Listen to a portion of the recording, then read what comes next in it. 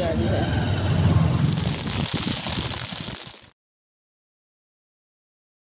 নমস্কার বন্ধুরা, সবাইকে জানাই সোনাই লাইফস্টাইল অ্যান্ড ক্রিয়েশনের আরও একটি নতুন ব্লগে স্বাগত। আজকে দেখতে পাচ্ছ এত জল জমেছে আমাদের রাস্তায় যে এক হাঁটু করে হয়ে গিয়েছে, তাই গাড়িগুলো যত যাচ্ছে সব চাকা পর্যন্ত ডুবে আছে। সকাল থেকে মেঘ করেছিল, সেরকম একটা বৃষ্টি হয়নি, কিন্তু বিকালে হঠাৎ একটু মেঘ করে আসে আর সন্ধ্যে থেকে টানা বৃষ্টি চলছে। এখনও বৃষ্টি হচ্ছে, কিন্তু আগের থেকে পরিমাণে একটু কম। এখন এত ঝমঝম করে বৃষ্টি হয়েছে যে তার মধ্যে এত বৃষ্টি জল জমে আমাদের বেসমেন্টেও ভর্তি হয়ে গিয়েছে। জানতে পারলাম লিফটেও নাকি অনেক জল উঠেছে। আবার লোক ডাকতে হবে, ডেকে ওই লিফটের ভেতর থেকে জলগুলো বাইরে ফেলতে হবে। আমাদের সামনের ফ্ল্যাটটা একটু নিচু, তাই ওনাদের অনেকটা বেশি জল উঠে গিয়েছে। আর পাশের বাড়িগুলো ওটাও নিচু আছে, তাই পাশের বাড়িতেও দেখলাম অনেকটাই জল উঠে গিয়েছে। প্রায় মনে হয় ওনাদের উঠোনেই জল চলে গিয়েছে। জানেন তো, গত বছর বৃষ্টি হলেই রাস্তা প্রায়ই ডুবে যেত, তারপর ঘন্টা 2-3 পরে আপনা আপনি জলটা নেমে যেত। আবার কোনো সময় কর্পোরেশন থেকে লোক এসে ওই যে ড্রেনের মুখগুলো খুলে দিলে তখন আবার জলটা নেমে যেত। কিন্তু এবছরে সেরকম জল জমেনি। আজকেই প্রথম যে জলটা জমেছে, অনেকটাই পরিমাণে হয়েওছে বৃষ্টি আর জমেওছে অনেক জল। জানি না কখন নামবে। এই জলটা রাত্রিতে হয়েছে, ঠিক আছে, রাতের মধ্যে হয়তো নেমে যাবে, কিন্তু দিনে হলে প্রবলেম হয়ে যায়। রাত্রিতেও সারা রাত বৃষ্টি হয়েছে আর তার সাথে খুব মেঘ গর্জন করেছে, কিন্তু সকালে উঠে দেখলাম যে বৃষ্টির জল আর জমে নেই, জল সবই নেমে গিয়েছে। এখন রাস্তাতে জল নেই, কিন্তু সকাল থেকেই প্রচণ্ড বৃষ্টি হচ্ছে, তাই ক্রিসকে একেবারে রেনকোট পরিয়েই বের করেছি।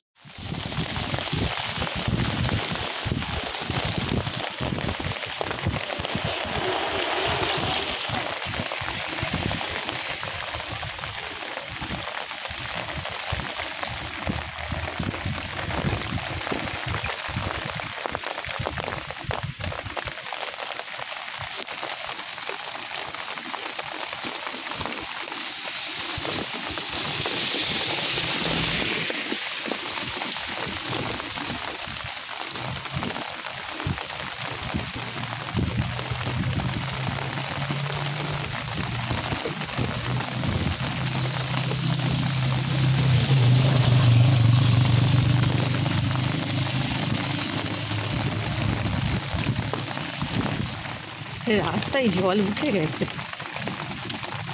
একদম গোড়ায় গোড়াইতে।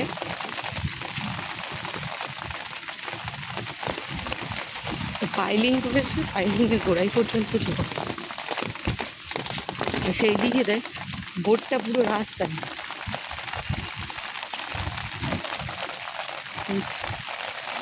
ওইদিকে রাস্তা পুরো জল।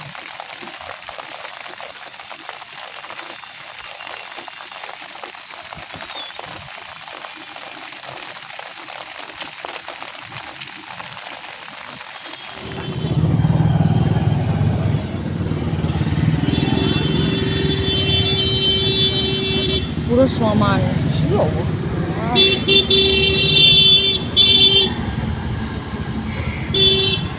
ভিডিও জারি হয়।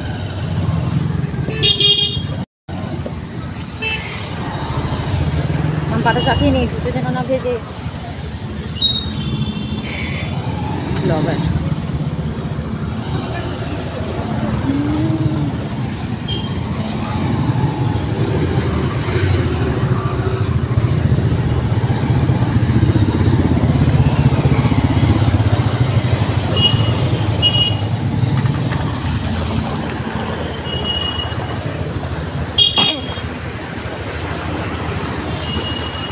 ক্রিসকে যেই রাস্তাটা দিয়ে আমি স্কুলে দিতে যাই সেই রাস্তায় এত বৃষ্টির জল জমেছে, এত জল জমেছে বলে তাই এটা দিয়ে আমরা আসতে পারি না, আমরা অন্য রাস্তা দিয়ে ঘুরে এসেছি। আমার একটা বান্ধবী এই ভিডিওটা তুলে দিয়েছে। ক্রিসকে নিয়ে ফেরার সময় আর অত বৃষ্টি পায়নি, বাড়ি ফিরে এসেছি। বাড়ি ফিরে খাওয়া দাওয়া করে রেস্ট নিয়েছি। আজ সন্ধ্যের আগেই বসিয়ে দিয়েছি খাবার যেটা করব, কারণ এই খাবারটা করার জন্য একটু বেশিই টাইম লাগে, তাই আগে থেকে ম্যারিনেট করে রাখছি। আর এইটা আমি বানাচ্ছি চিকেন মোমো। আর চিকেন মোমো বানানোর জন্য চিকেনটাকে একদম চপ করতে হয়। সেটা পারলে দোকান থেকে করে আনতে পারেন অথবা বাড়িতে করবেন, কিন্তু মিক্সিতে ঘোরাবেন না। মিক্সিতে ঘোরালে তাল তাল মতো হয়ে যায় আর তখন সেদ্ধ হতে প্রবলেম হয়।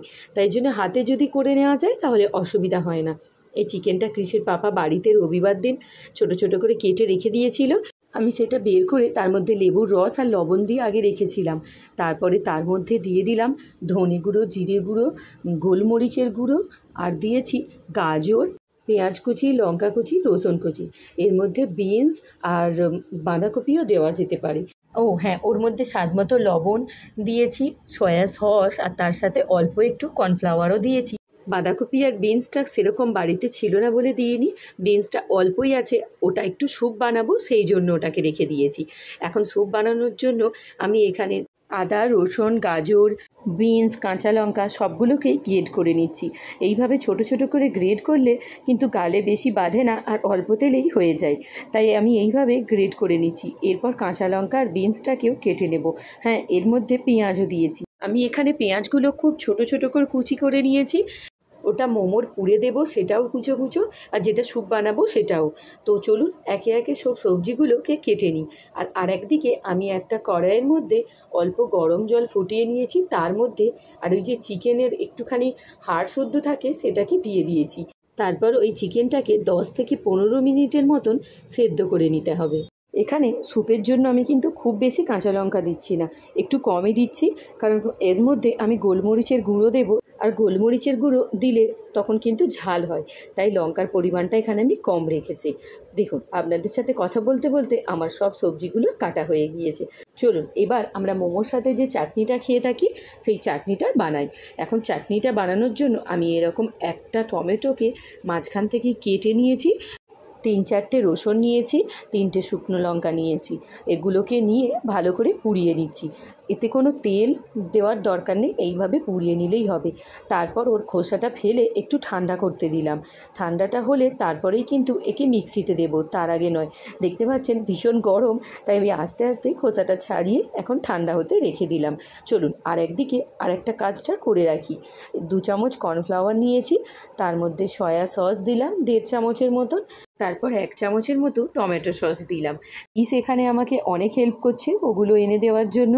ও চাইছে ও এটা পেস্ট করবে, কিন্তু ও পারবে না, তাই আমি নিজেই করছি।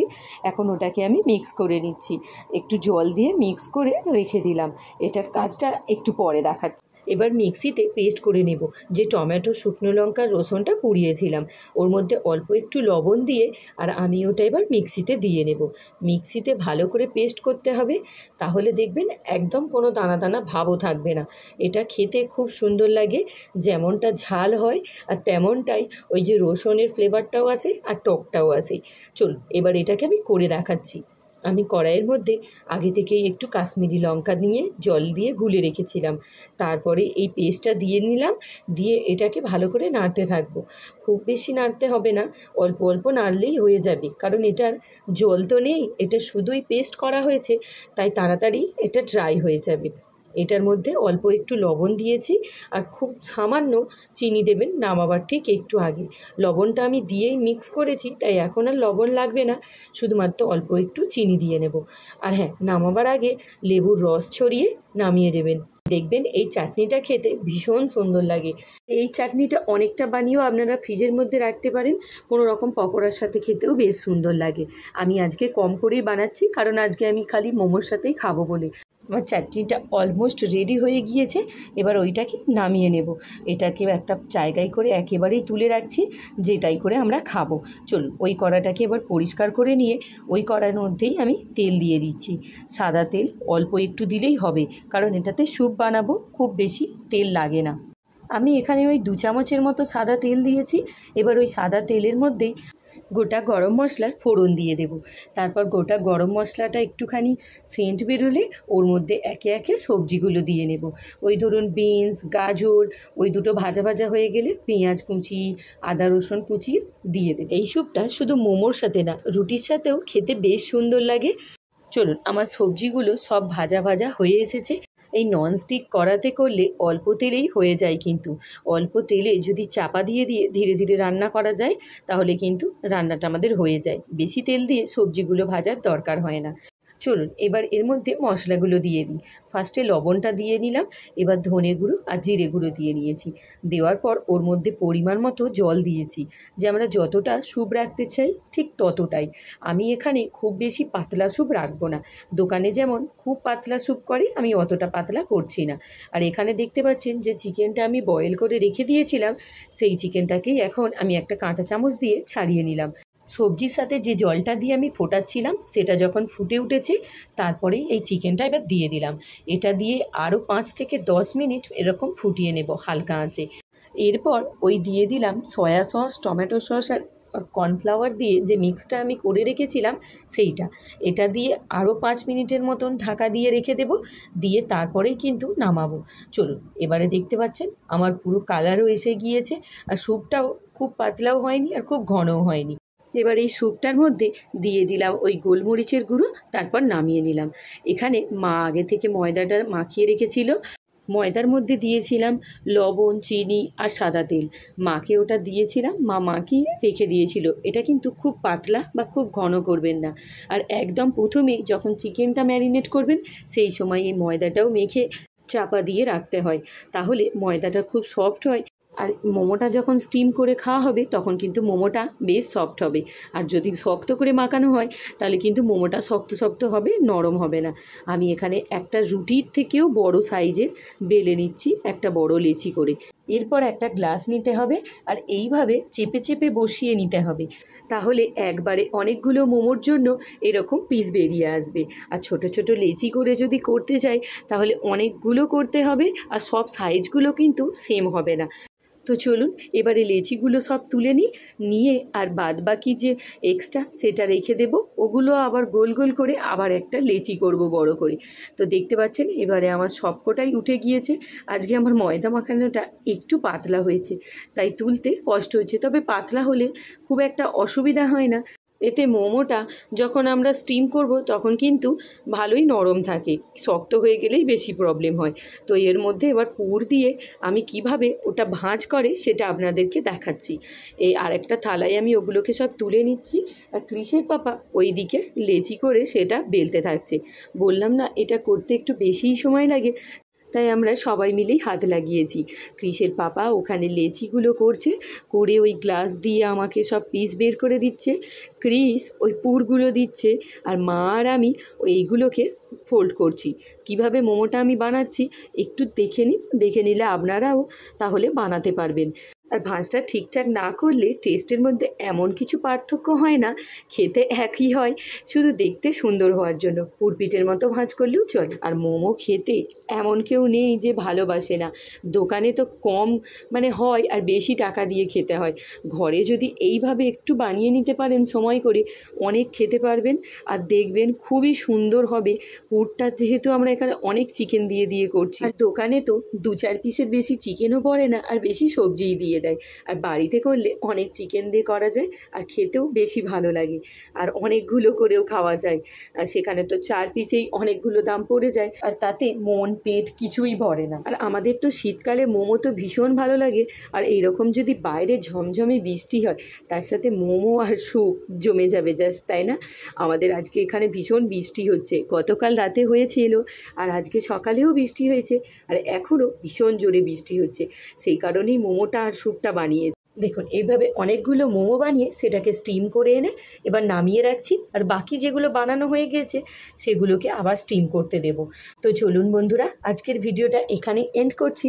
আপনাদের ভিডিওটা কেমন লাগলো অবশ্যই কমেন্টসে জানাবেন, আর ভিডিওটা যদি ভালো লেগে থাকে একটা লাইক সাবস্ক্রাইব করতে ভুলবেন না, আর বন্ধুদের সাথে ভিডিওটা শেয়ার করে দেবেন। আর পাশে থাকা বেল আইকনটা অবশ্যই ক্লিক করে দেবেন, যাতে আমার নতুন কোনো ভিডিও এলে আপনাদের কাছে নোটিফিকেশানটা পৌঁছে যায়। তো টাটা বন্ধুরা, দেখা হচ্ছে নেক্সট ভিডিওয়। ততক্ষণ সবাই সুস্থ থাকবেন, ভালো থাকবেন, সাবধানে থাকবেন। টাটা।